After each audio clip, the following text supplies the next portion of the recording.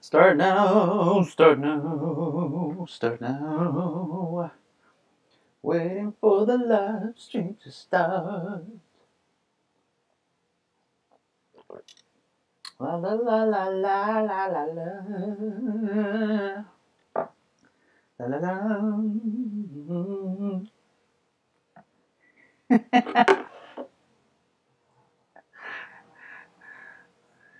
Hello, my friends. Hello, my friends. Hello, hello, hello. Hello, hello, friends. Type, type, type, type, type, type your questions.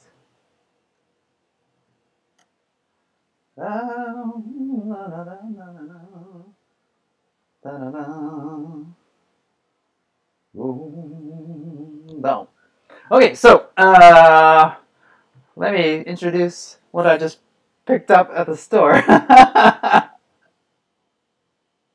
This is funny. I was watching PewDiePie with Jacksepticeye, and they're drinking whiskey in their latest episode, and I was like, you know what? I drink whiskey. I drink Suntory whiskey, so why not? So I just picked up some Jameson Irish whiskey. So I'm gonna try this out. Not now, cause it's it's too early. I'll do it later tonight, and I'll give you my review on how it tastes. But looks pretty good. Whiskey. I didn't really start. Oh, the machine. Hi, hello, Sohi. Hello, morning. I didn't start drinking whiskey until like a month ago. Okay, cause I'm more of like a red wine drinker and beer. Actually, I drink more wine than any other alcohol. Soju maybe if I'm with a group of Korean friends. But I'm not really a heavy drinker. I don't like shots. I don't like vodka or any of that, cause unless I'm in a social situation. Okay, so but a lot of people have been telling me to try whiskey because I don't know, it goes down easier. You don't get purple teeth and a purple tongue afterwards. Ali Ahmed, how can I make my kicking better in swimming?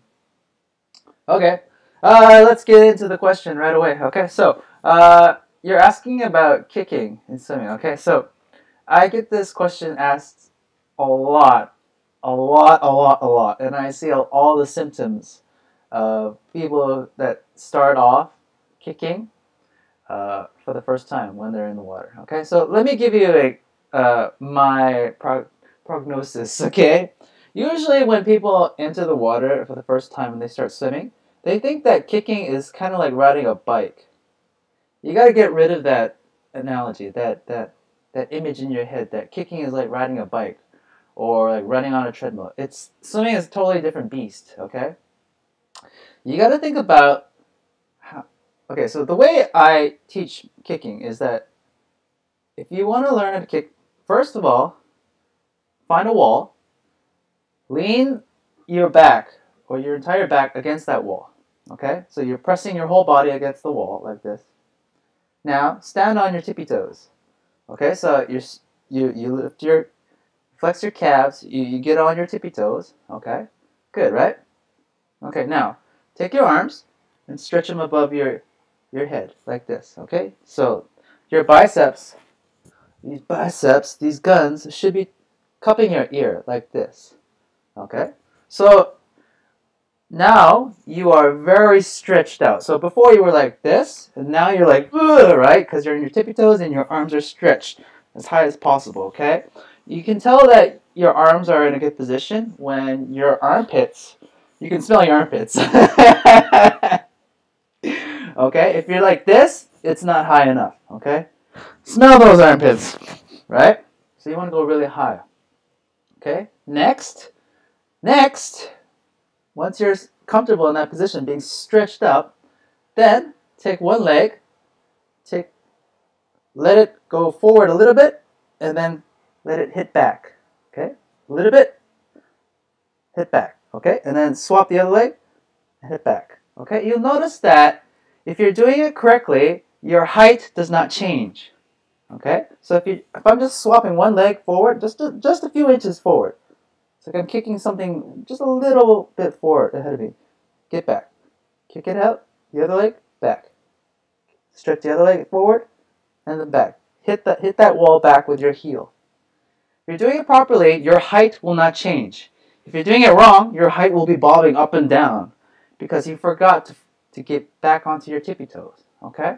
So, the whole point of this drill is to stretch your whole body out and to stretch your legs because everybody's legs are the opposite actually. They're compressed. So, hence, they're all bicycle kicking and that's why they're not really moving so fast. Second thing is, once you start off kicking for the first time and you're doing it, your form is proper, you're not going to go fast, okay? Don't expect to go fast.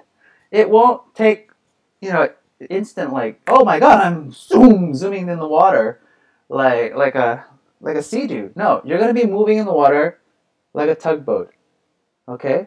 So don't expect speed. The speed comes in from your arms. These giant arms give you all that speed. Your legs are like a supporting actor, okay? They just support the lower body from sinking, okay? That's the worst thing you want, is to be dragging something from the bottom of the water.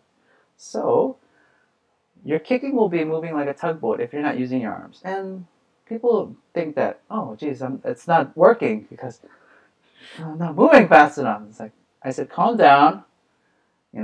If you're moving forward, you're doing it right, okay?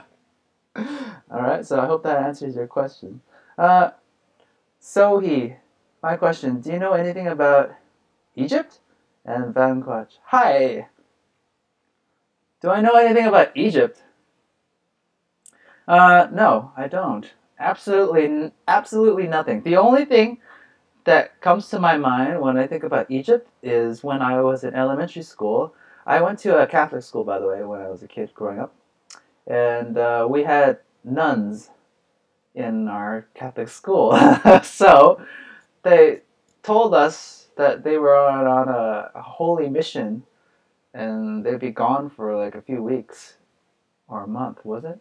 And then they all went to Egypt, they said. And then they came back and they showed us pictures of like the pyramids and the local people, and that's about it. That's the only thing that comes to my mind when I think about Egypt. Never been to Egypt. Never had any Egyptian friends growing up here in Vancouver, Canada. So I don't really have any reference experience. Sorry. So Canada is very diverse.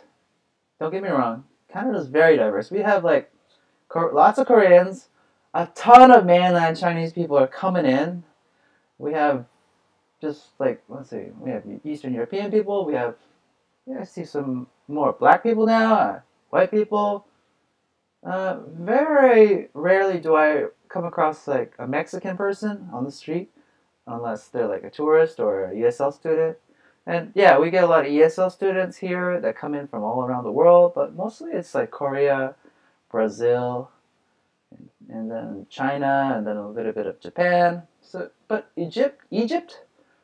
No, I've never come across someone except you. So if I meet you, let's have some Irish whiskey together and learn about each other, right? So that would be cool if I met an Egyptian person. What I wanted to say, I like to digress. Two things. It's about my hair color. First of all, I colored my hair recently. Well, not recently, a few weeks ago. And as you can see, it's growing out now. Right? You can see the roots here. Okay, here are my observations. Okay, because I'm sure you're curious about how to color your own hair if you want to get like a certain color, right? My goal was to get like kind of like a light blonde, and I got it. But actually, I was actually hoping to get some sort of silver, but I didn't know how to do it, and I just accidentally did get it. So I wanted to share like an observation I just noticed. I noticed that after like days go by, the silver will eventually just wash out or something. Weirdly, right? Because my hair was a lot more silver a few weeks ago. Now it's turning more blonde. interestingly. So that's something that's piqued my interest, because in the market nowadays there is no permanent silver hair color. There is none. I mean, there are semi-permanent and semi-permanent silver hair colorings. There are semi-permanent. They don't last long. They will fade after wash after wash, and then you got to reapply it on top. So basically, what I'm saying is that if you want silver, you can't get it permanent, right? All you can do is, like, you have the blonde, and the blonde stays, and all you can do is paint the silver on top of the blonde, but you know the eventually the silver will run out over time, and then you got to reapply. You got to paint it on top again. It'll go back to blonde, and then paint it on top again. And in the meantime, when your roots grow out, you're going to have to bleach those guys again.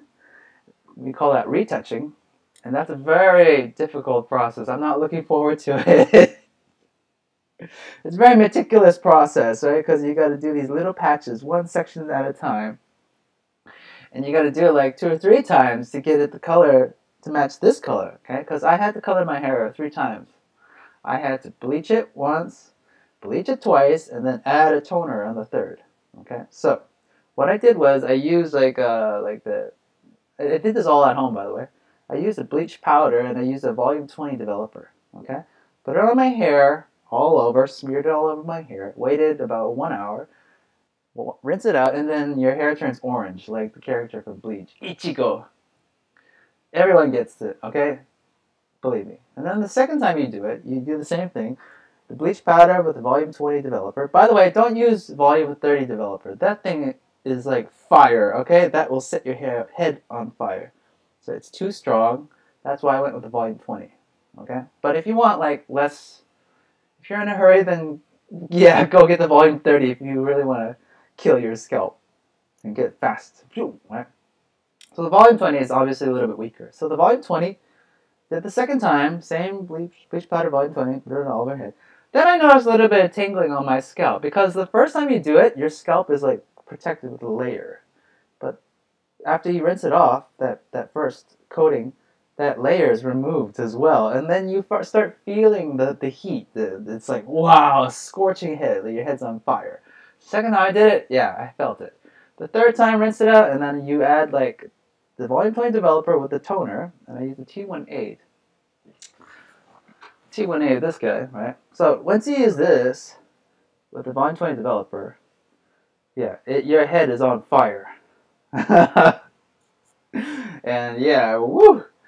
I was jumping up and down around the house because it was just so hot. I was drinking ice water, and it was just so hot and unbearable. So just take note, that's what's going to happen. And then I had to, I added, by accident, let me show you. So the way I got silver was this. So after my third coat,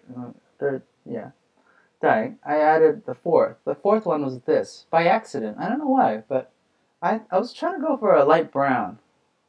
And instead, it went the opposite. It went to light silver. So I used this on top for the fourth coating, and then yeah, after about, I waited 20 minutes jumping up and down on fire, and then I ended up with light silver, and that was like 3 weeks ago. So yeah, there you go. That's how you color your hair in a nutshell. Next question, Nihil Lok. Hi, do you feel Canada is your home? Do I feel Canada is my home? I would say like Canada is where my family is, so I would call my family my home base. My whole family is living here in Vancouver. They all left Korea. They all left Hong Kong. Yeah, all my distant relatives are still there, but I don't even know who they are because they're so distant. I've never even met them before, and they don't speak English. So, I would say my family here is my home base, but I feel like the earth is my home. Does that make sense? Because, wherever you go, there you are. You know, you don't change. Your environment changes, the food changes, the culture changes, people's appearance may change, values may change, but everybody values money and being respected and feeling important and being listened and heard to and having fun and just smiling and laughing and being good to each other. Everybody universally feels that way. And no matter what language you speak or culture you're from, whether you're from Egypt or Canada. But I don't think one place, one geographical place on the earth is my home. No. And that's why I'm really edgy these days because I really need to go. I need to travel. And I'm really, I'll tell you my travel plans. I really have two places in mind. Okay, because now that the weather's getting colder, I want to go, not to Thailand, because I've already been to Thailand before, and I've spent several months there already. I want to go to Manila, Philippines. Okay, that's one destination. Manila, Philippines. Okay, because it's hot and it's affordable and there's a pool I can film for you guys outdoors. That was the thing. I was like, okay, I want to film in an outdoors pool with nice weather for you guys, okay? Because I don't want to be in a cold indoor pool with screaming kids and lifeguards heckling me to stop filming, kicking me out, and that's what's been happening lately. I've been trying to film in these indoor local pools here in Vancouver, and the management team at the pool, they're coming down on me harsh, like you can't film in here, you can't teach in here, Justin, get out. I'm like, they're just, yeah, they're very rude to me, and yeah, I get it. I was part of their system. I understand. Like I said before, like filming in a pool, there's a lot of legal problems because they think like, oh, you're some sort of creep or pedophile filming little kids. But that's not my intention. Duh. You can see in my YouTube videos. I was trying to film for you guys how to swim, and then there's like a lot of butthurt people that tattletale on me, like other swimmers nearby. They're just watching what I'm doing, and then they'll tell the management or lifeguards that I'm filming. But it's all for you guys, so I have to explain that I have a YouTube channel and I'm filming for people that want to learn how to swim, and they're just like, blah, blah, blah, you can't film in here, you can't film other people. I'm like, okay, fuck you, right? So I want to be in an outdoor pool with hot weather, nice sunshine down on my face, and I can film. And another thing is that, when the weather is sunny, you can get indoor water or underwater shots much more clear than say like a dark indoor pool, which was really hard for me to film because I gotta take the GoPro and I gotta position it in a right angle for you guys to see what I'm doing. And it's pretty hard when you're a one-man show, especially when you go from A to B. So I've been trying to think about ways of how to do this on my own. And yeah, so one place that I have in mind is Manila, Philippines. Another place in mind is Kiev, Ukraine, okay? Because I've always wanted to go to Eastern Europe, never could afford it, and, lots of places there are very expensive. So what is the most affordable route is to go not to Russia, not to Moscow, not to St. Petersburg, but to go to Kiev, Ukraine, all right? Because it's very affordable, like I said. I'm trying to find a pool there, and I'm learning Russian nowadays. I just learned the Russian alphabet, Privyet. So that's the second destination that I have in my mind. So, is Canada my home? No, the Earth is my home, is what I'm saying. Ray Cianello. Hey man, wondering if you know of any health benefits to swimming in cold water. I've been using my local outdoor pool lately since it's been cold out. I basically have wow, you have the pool to yourself? Good job! You are in a really good situation. If you have a pool to yourself, that's just like having a highway all to yourself. You can do whatever you want. All of the problems when it comes to swimming has to do with other people, usually.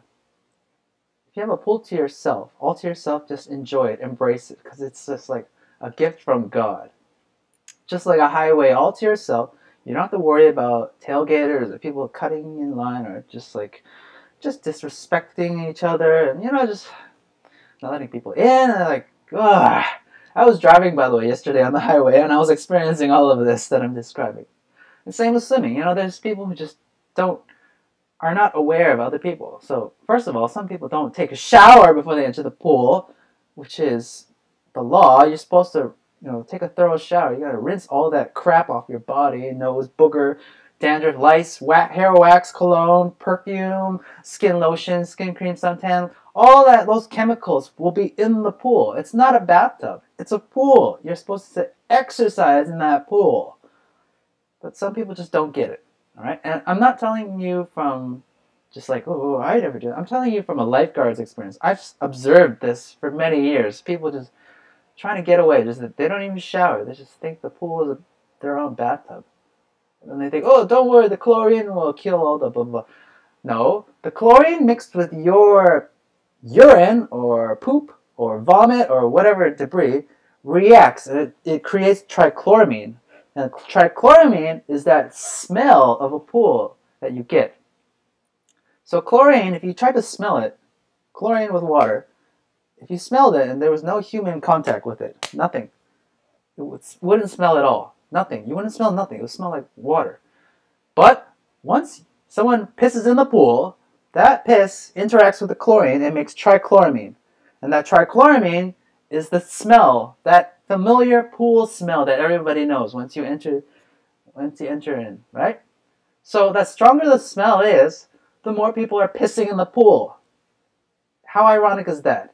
And all the places, all the pools that I worked at, where I worked 8-hour shifts as a lifeguard and swim instructor, I would smell this strong odor, and I would have that odor on my skin after work. That goes to show how many people piss in the pool, all right? And it's a lot, okay? So, yeah, if you have the pool to yourself, just wear, if it's too cold, here's my suggestion.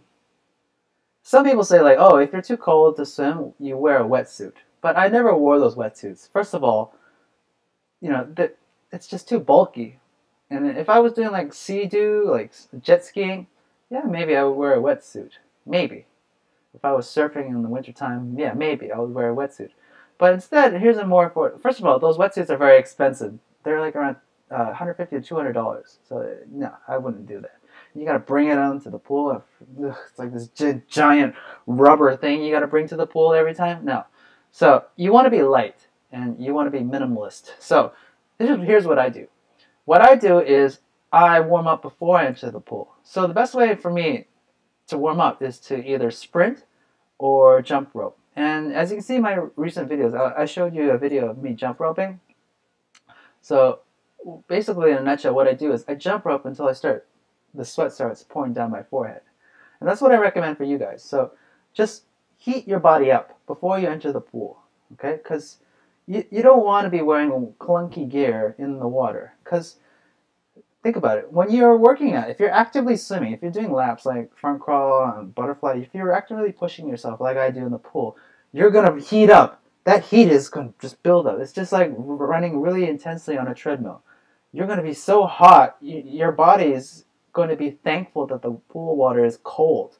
You want that pool water to be cold. I do not like doing laps in a very warm pool because it adds to the effect. It's just like running on a treadmill inside a sauna.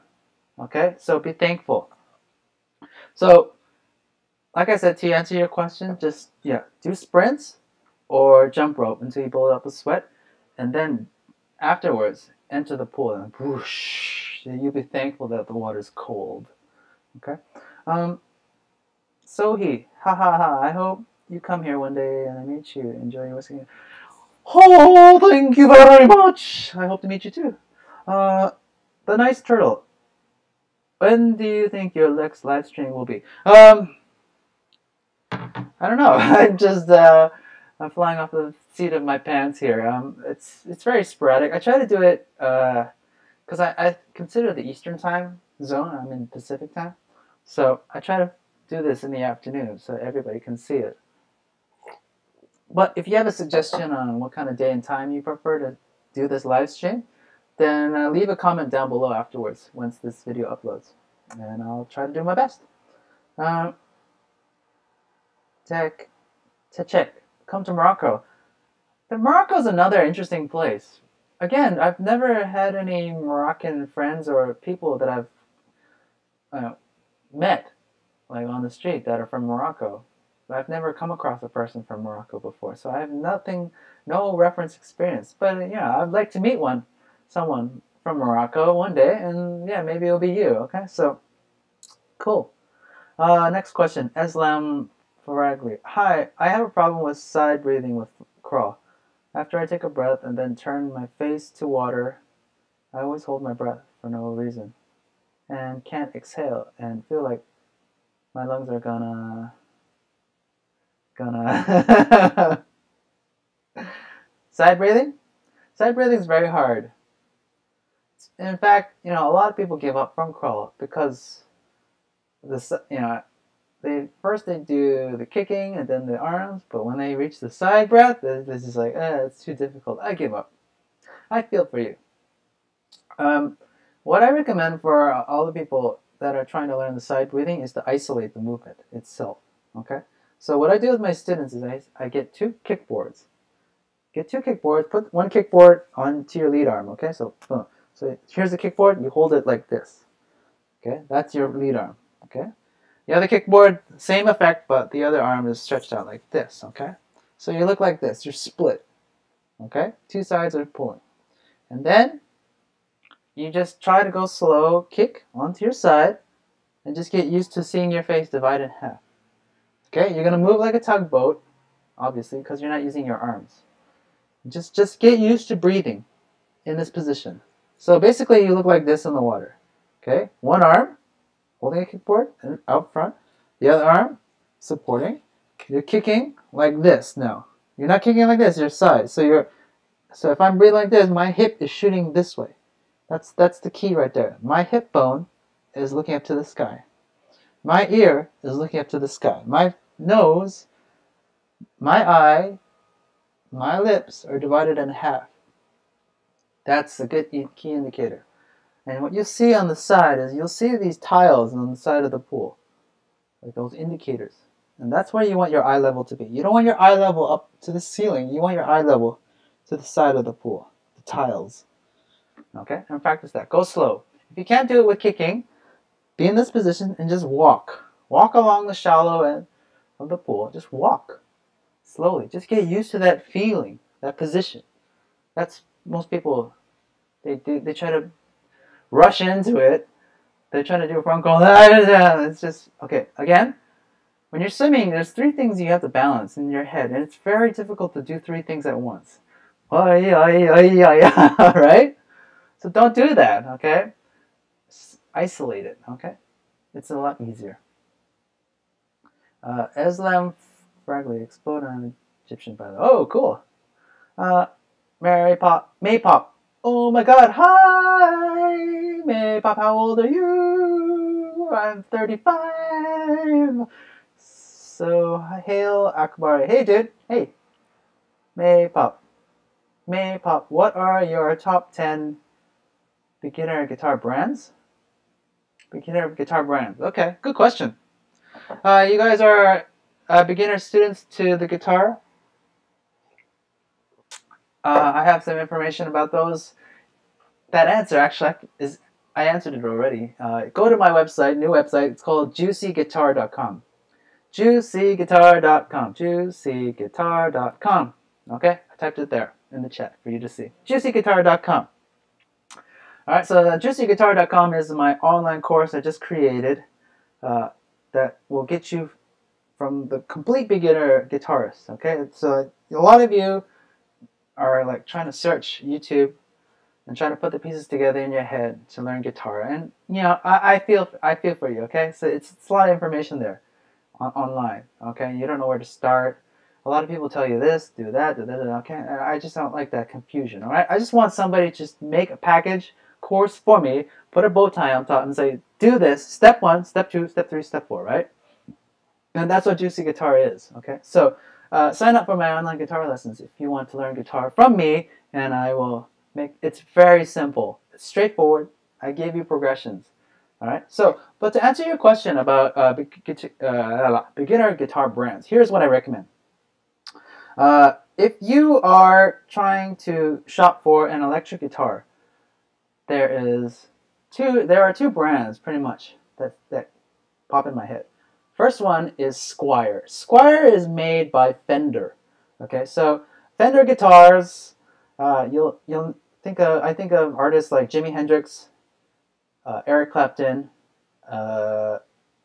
Radiohead. Those bands, usually British people use Fender guitars. Okay, so Fender guitars, very nice, love them, but they're very expensive. Fender guitars, they start at like $1,000 US and up. Okay, so should you buy a $1,000 guitar when you're starting off in the beginning? No, you don't have to.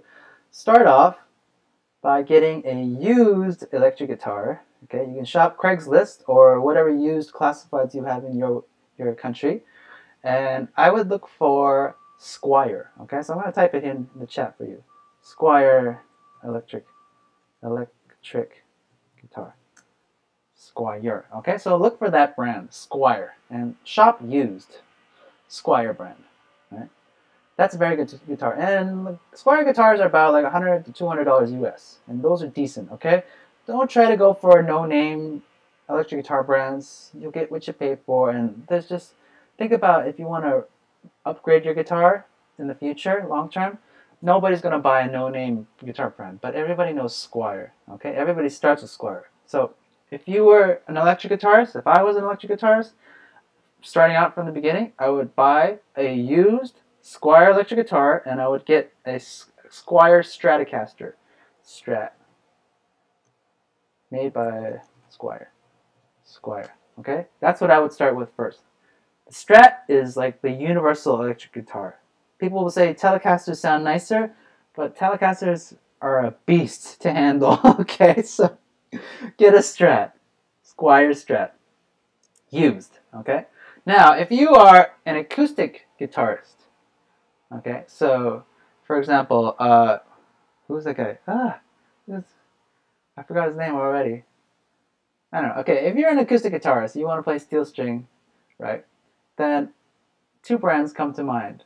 And those are Martin and Taylor, but those are goddamn expensive. They're so expensive, $2,000 and up for a Martin or Taylor guitar. Those are way overpriced, too expensive. Okay, so here's my suggestion: to get a decent, and I'm saying decent, not a shitty. I'm talking about a decent acoustic guitar. I would go with Takamine or Cort. Okay, so I'm gonna type it in, or Cort brand acoustic guitar. Takamine or Cort brand acoustic guitars. Takamine is made in Japan, but usually they all manufacture their guitars now in China to save money and bring the price down. Same Cort is made from Korea, but they manufacture in China. Again, they're all cutting corners to save money and bring the price down. All right, so those are the two brands that I would recommend.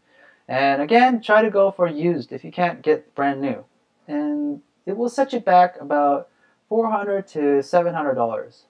And that's a decent sound, okay? I'm talking about a decent guitar that will not hinder your practice, but will be decent enough to practice on. And then, once you get good with the guitar and you are getting more serious, then I would look into Taylor or Martin guitars, okay?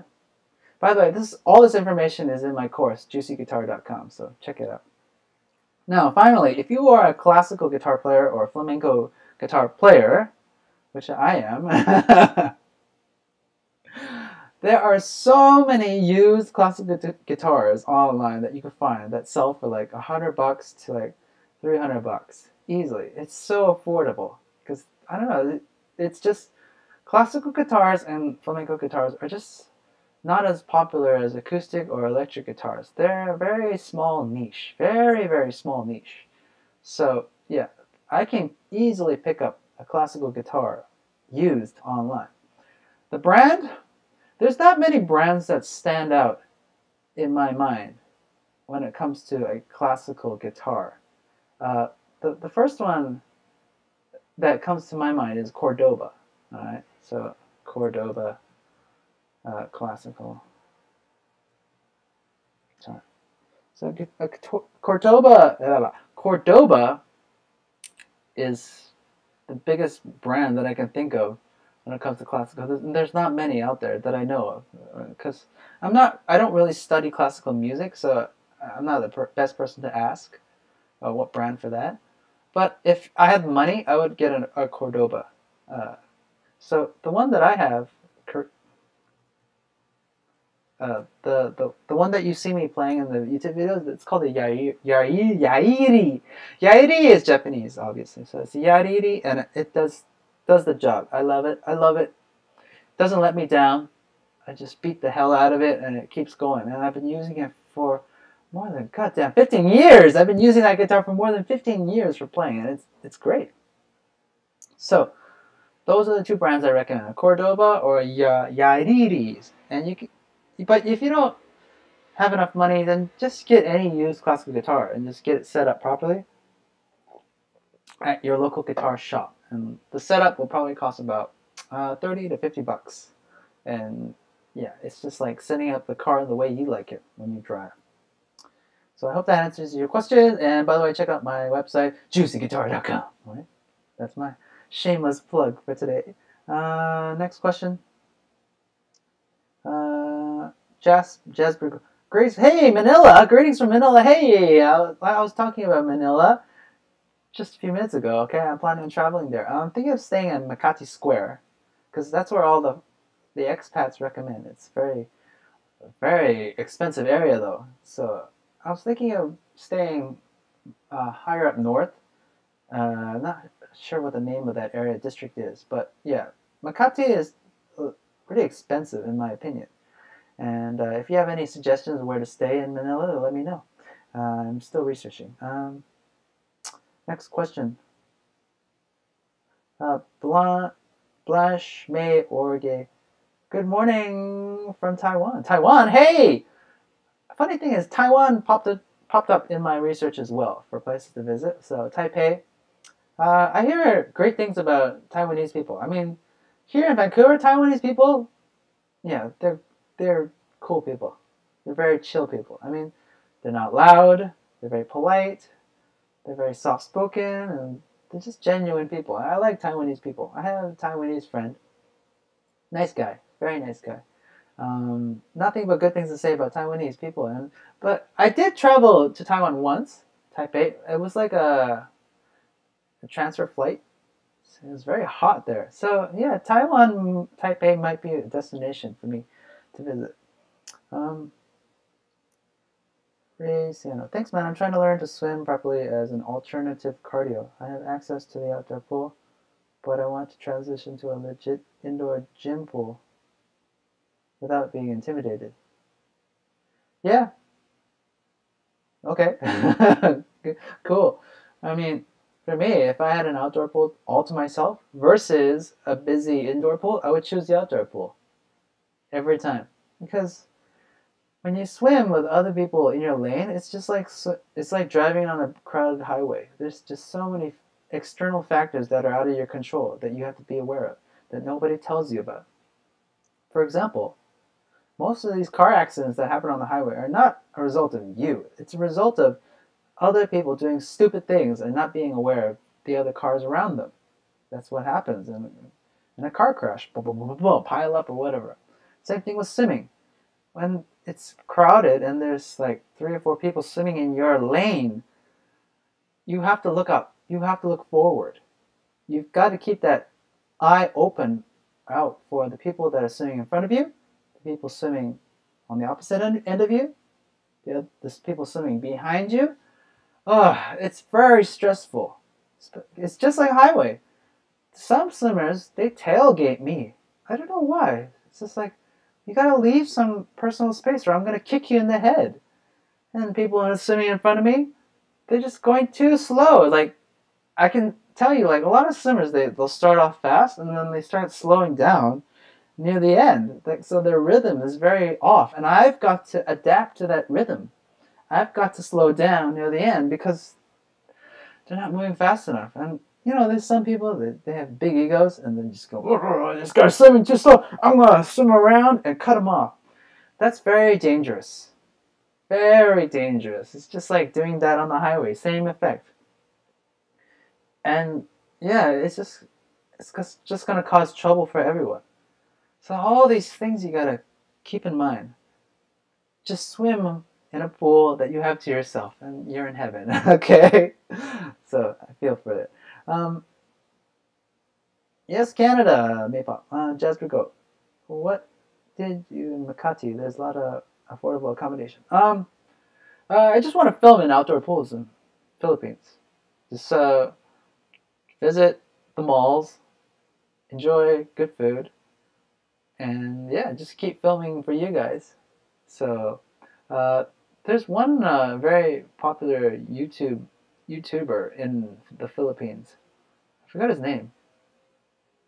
I don't know. He's like a Casey Neistat of the Philippines, or a young guy. I forgot his name. Anyways, it'll come to my mind. But yeah, I saw his vlogs and I was like, oh, it's nice, interesting, nice big malls in the Philippines, hot weather, outdoor pool. That's all I need. I need an outdoor pool. So to swim and film.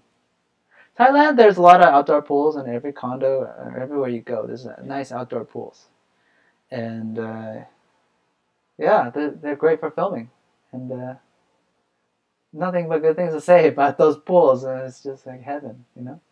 Ward 101. Hi, nice to meet you.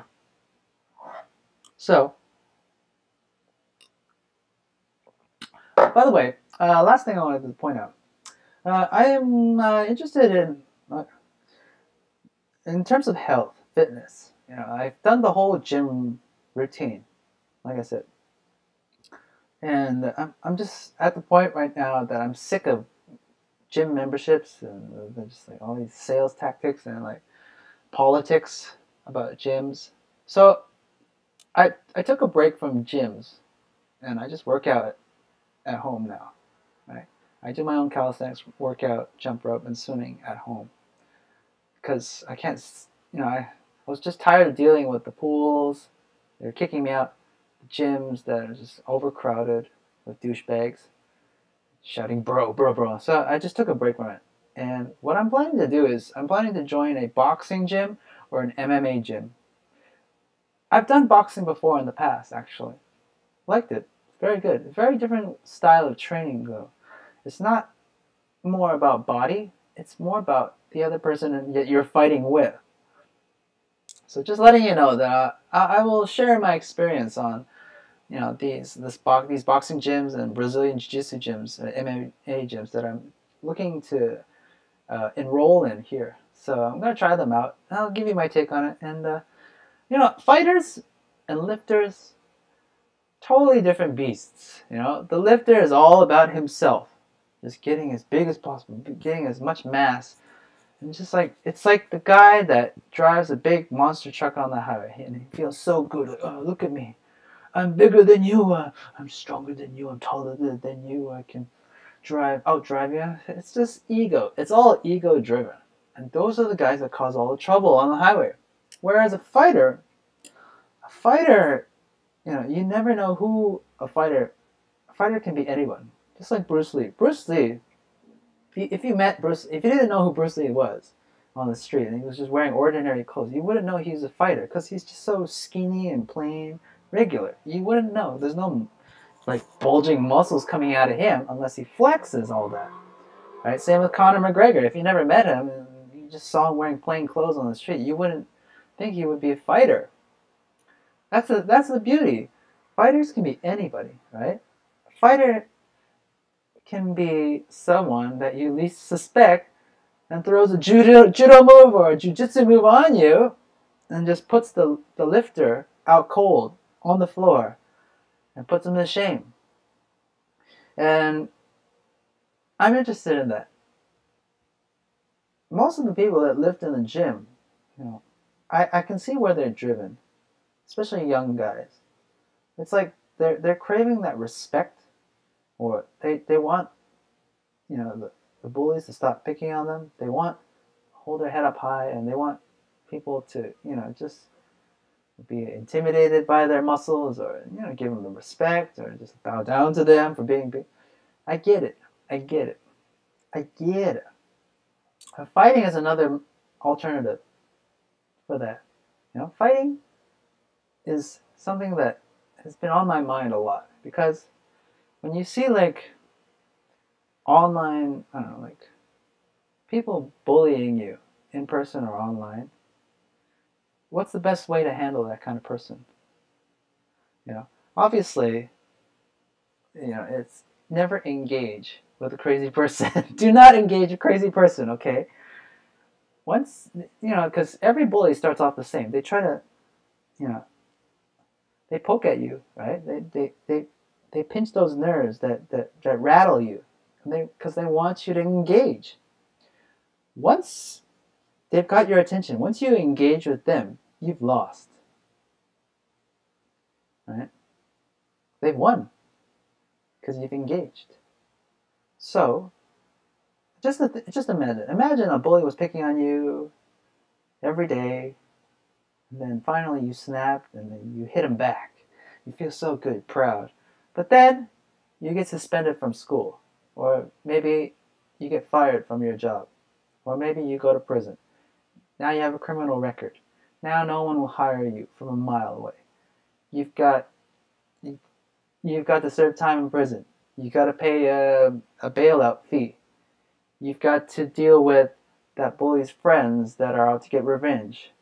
Do you see where I'm getting at? It spirals out of control. And what you think is like a moment of like, oh yeah, once I box, once I learn MMA, then I can beat up anybody that picks on me. But you're not really looking too forward ahead, right? And that's not my intention to learn, to do when it comes to learning how to fight. My intention to learning how to fight comes from the fact that I want to learn how to defend myself if I'm ever in that position. Okay? So there's a difference between engaging a bully and defending yourself from a bully. It's very different. Engaging a bully, so a bully picks on you and you engage, means that the bully can come up with any kind of story afterwards saying like he threw the first punch at me. He punched me. This guy is at fault. Lock him up. You're in trouble. So again, that's engaging. Defending is when a bully or whoever else throws the first punch at you or at someone else.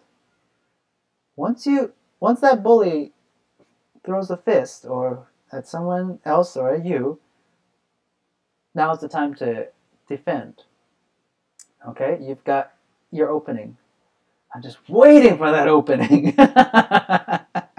So I can blood choke that motherfucker. Put him to sleep. By the way, blood chokes are just, whoa, wrong, okay? That's what I'm talking about, So don't engage, defend. And I love the fact, when you fight, when you study fighting, like boxing, when I did boxing, it's just, you feel like, it's just like Fight Club, like just everything else just drowns out.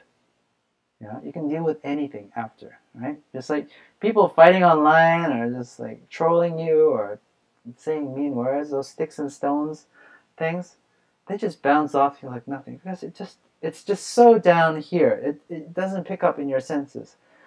Compared to you wrapping your arm around someone's neck and blood choking them out, cutting off their blood supply to their head, and they pass out and go for a deep, long, and slumberous sleep.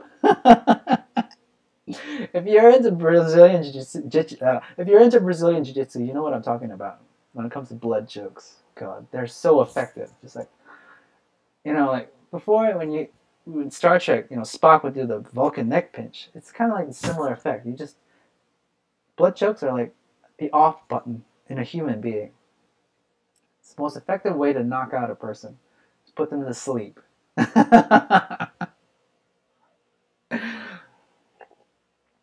Okay, so yeah, that's my spiel. I'm gonna wrap up this live stream pretty fast. When did you start swimming? Swimming when I was really young, elementary school age. Jasper Goat, you should try the beaches like Boracay and Palawan next time. Okay, I will. Chet Kendall, there's an interesting effect in your audio. Are you using two? No, I'm not. Oh shit. I just set up this mic, so I'll correct this afterwards. Thanks for the notice. Gene Lopez, hi Justin, I don't mean to interrupt, but would it be okay to buy Central Snorkel when I'm just a beginner? Snorkels. Okay. Snorkel masks. Are they good for swimming? Depends on what kind of swimming you're doing. And I've been approached by Snorkel Company to endorse their snorkel mask. And I was like, ugh. Okay, so here's my take. Snorkel masks are good for snorkeling. Snorkel masks are not good for swimming. And when I say swimming, I'm talking about lap swimming. I've seen one or two people, they bring a snorkel mask to the local pool and they try to do laps. So they wear the mask, the air hole, and they do front crawl. That looks so stupid, in my opinion, because the snorkel mask does all the work for them. Just like, I don't know, like flippers. When you're kicking, flippers do all the work. So my students, they say like, Justin, should I wear flippers when I'm learning how to kick? Of course not, because flippers do all the work for you. You don't want that. You want to learn how to use your own legs, because if you're in a situation where there are no flippers around, you're going to have to depend on your own body and your own legs. So that's what I mean. Snorkel masks, they're good for snorkeling.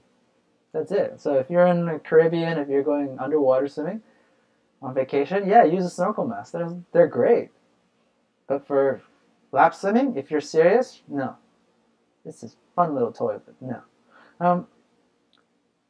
John Ketchup, hey Justine. Aiden, hello.